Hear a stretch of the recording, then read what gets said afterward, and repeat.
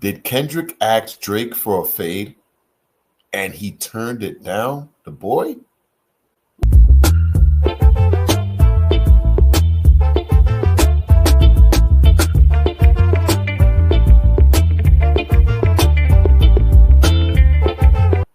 Welcome to another episode of Peepod Cove. And today we got a video here from Effective Immediately. And this is DJ Head and Gina Views on the podcast. And they're discussing a conversation that happened from the Mal and Roy podcast where DJ Head visited about a couple of days before this episode. And I'm going to let it run into that because they was having a good conversation about being misunderstood and where the lines were crossed when it came to the beef between Kendrick and Drake. And we're finding out things. And every day goes by, we find out something new about what this battle is. You know, Kendrick and SZA now is on tour, breaking numbers like crazy. Drake still hasn't dropped his lawsuit with UMG. And we finding out more and more. A lot of these things that was mentioned in the battle are now coming out to be true. A lot of things that Kendrick talked about in the battle is coming out to be true. Some of the things that Drake talked about was also true, but in different ways that you may think. So let's get into this video. Make sure y'all like, subscribe. Y'all know what it is. If y'all like it, I love y'all. So let's do this.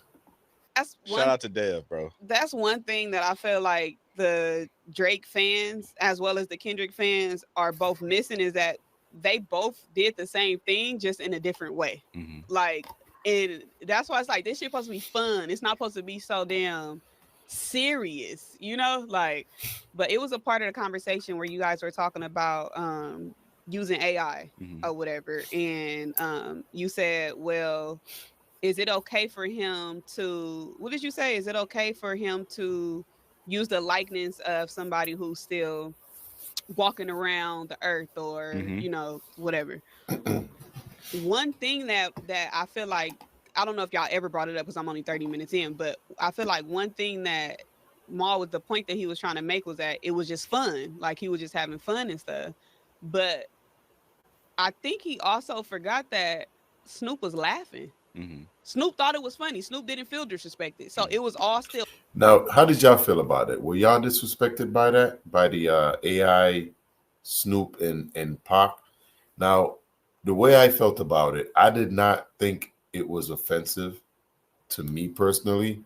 Yes, I was a big supporter of Pac and I understand, but I saw it as a beef. I saw it as what it was.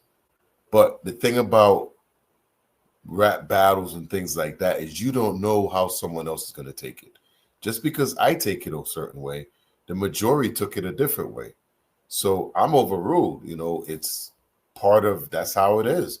If you go after the whole coast and you mention things about the coast in there and they come at you, you can't get upset. When Kendrick went after Drake, he didn't bring Toronto into it. He just went after Drake.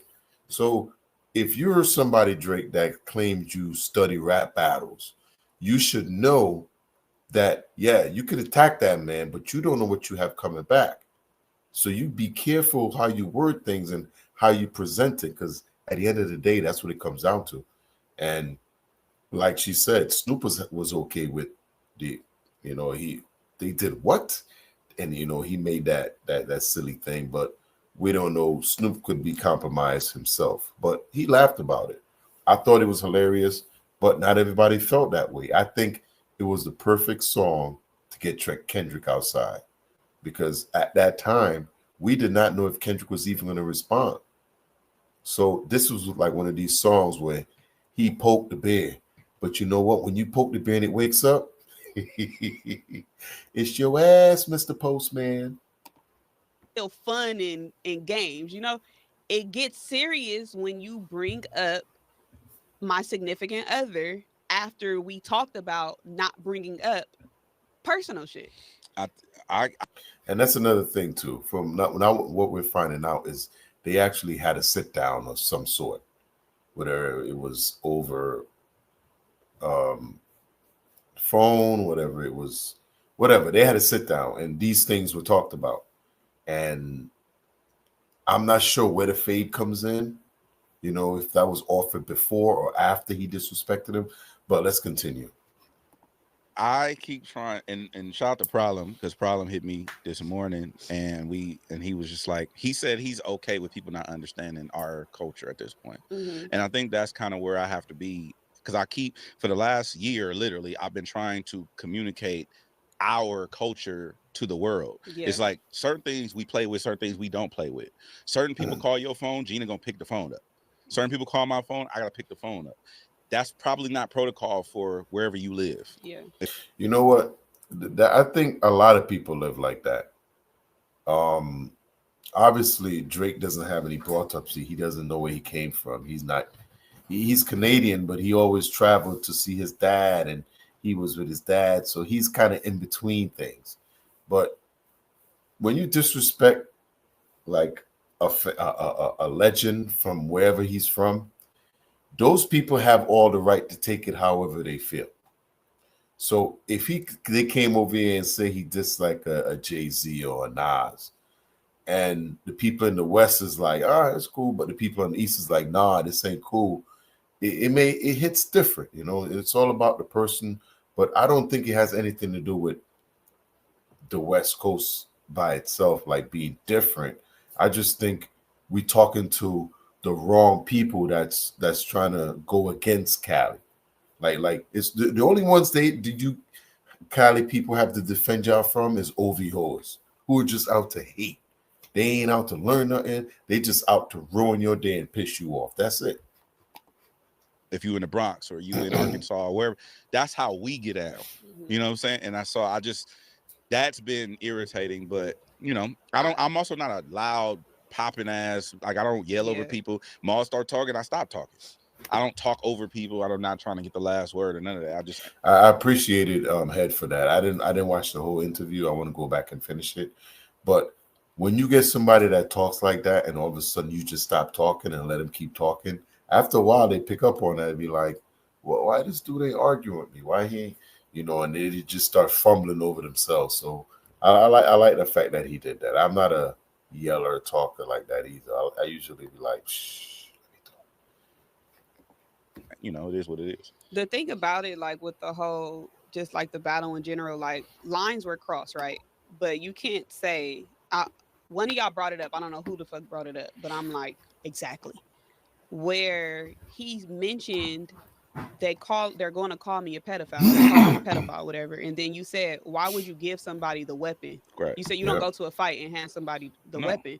So you can't say like, well, number one, you can't be mad for somebody saying it when you said they were going to say it. That's it. That's number one, because and then sue him for it. Was that tailor-made? That was Yes, that actually was tailor-made. He used Tupac's voice to tell him what, you know, he used Tupac's voice. No, that was the other one that he put. Nonetheless, it was before Not Like Us. Yes. So you can't say this is what I am and this is what they're going to do. If I'm the opponent, I'm going to be like, even though you brought it up first, I'm be like, okay, well, he cool with this being said because he already knows this narrative. Facts. So I can use it.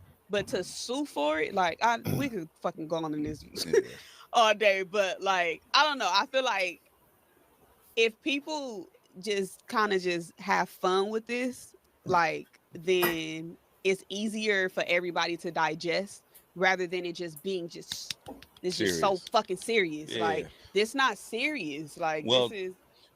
I agree with you. It did get serious for the homie. It got serious for him because... And we talk about Drake. Drake's the homie. He's the one that crossed the line, and he's the one that did not stick to the agreements that were made.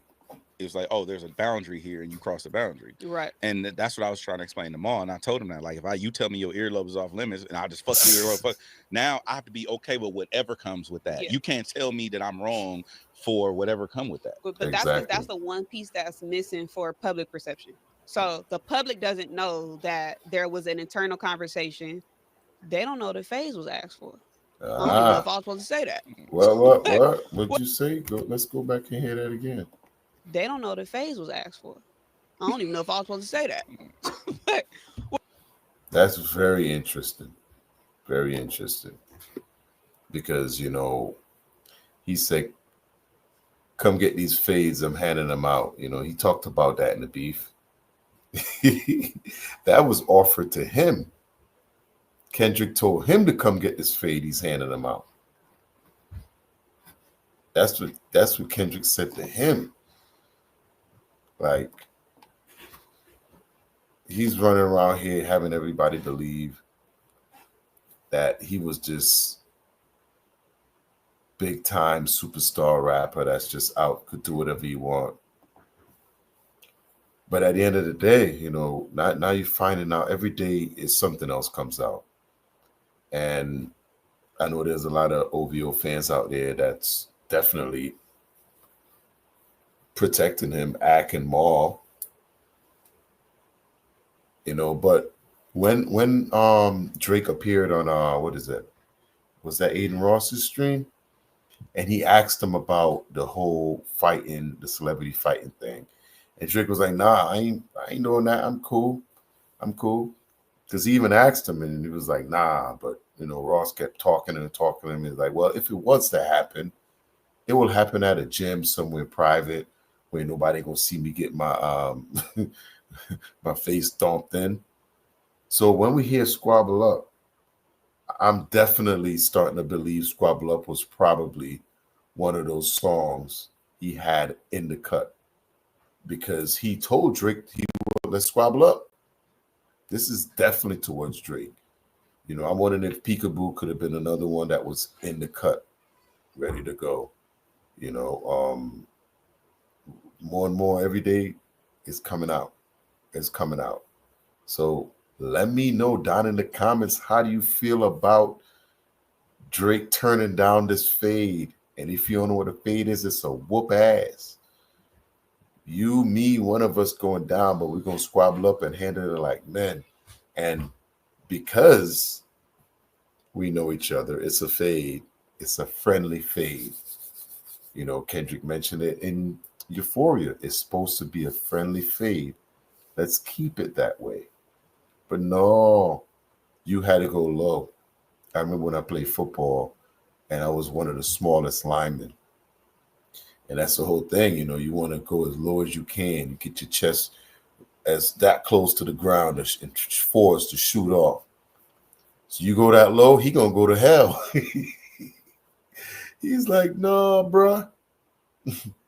I'm a Perry dog down in that bad boy. And I'm gonna cause some ruckus. And